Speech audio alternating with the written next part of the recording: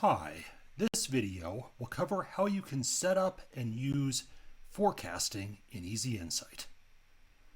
First, if you go to the Inventory section of your data source, you can click on Configure Inventory.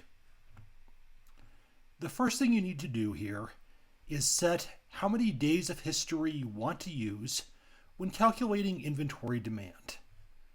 By default here, we have the last 365 days, so the report is going to look at what was the historical demand of a given SKU in the last year. If you want to add in additional date ranges, you could add, say, the last 90 and last 30 days. With this, it's going to take the average of the last 365, last 90, and last 30 per SKU. Next, you need to choose what the restock and minimum days are. Here we're saying that we want to have 60 days of stock after receiving a reorder, and that we want to have 30 days of stock as our minimum on hand at any given point.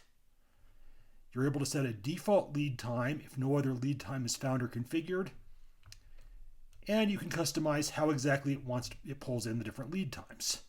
So if you want to have it default to whatever the lead time is by a supplier based on historical purchases, you can do that. You could do the historical lead time based on the product itself. You could do a configured lead time per supplier. Bunch of different options there you can use. Easy Insight will also factor in safety stock. If you want to customize this, you can as well. If you want to pull from explicit lead time, reorder point, reorder quantity, you can do that. So if in your inventory system you've already set up specific lead times per product, specific reorder points, you can reference those fields here, and Easy Insight's forecasting will then use those to drive its calculations. Once you've set up your forecasting, you can go to your dashboard, and within the dashboard, whatever your inventory or e-commerce system, there will be a forecasting section. So here, if we look at forecasting across locations, we see the forecast for each SKU across all locations in our inventory system. Based on what you've configured back in the previous screen, you'll have the quantities that you set for those fields. You'll have the daily demand. You'll have your stock values, how much is on hand, how much is on order. And you'll have your days of stock, your out of stock date, your reorder point, your days until reorder, and your reorder date. You can click on the different filters to pare this down. So for example, if I click on the all next to out of stock range,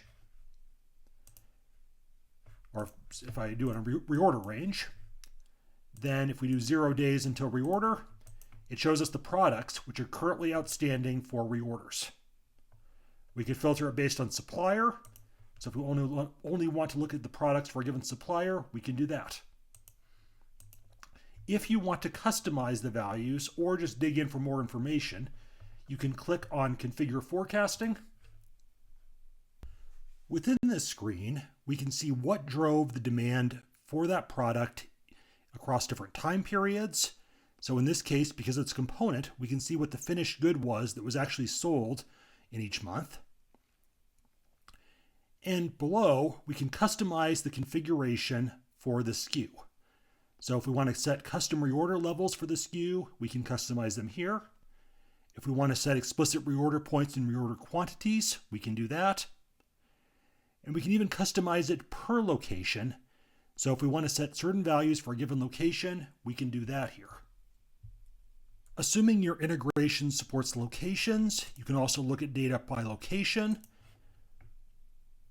So here, if you want to filter it down to a certain location and just do the reordering for that one location, you can do that. You can look at data by supplier or supplier and location. So identifying a certain supplier, you can click on the number to see which products are in need of reorder for that supplier. You can customize and exclude certain orders altogether from your forecasting. So if you have large B2B orders that are not going to recur, you can exclude those under forecasting order exclusions. And you can do much, much more with this, but hopefully this video has provided a good overview of how you can get the most out of using forecasting in Easy Insight.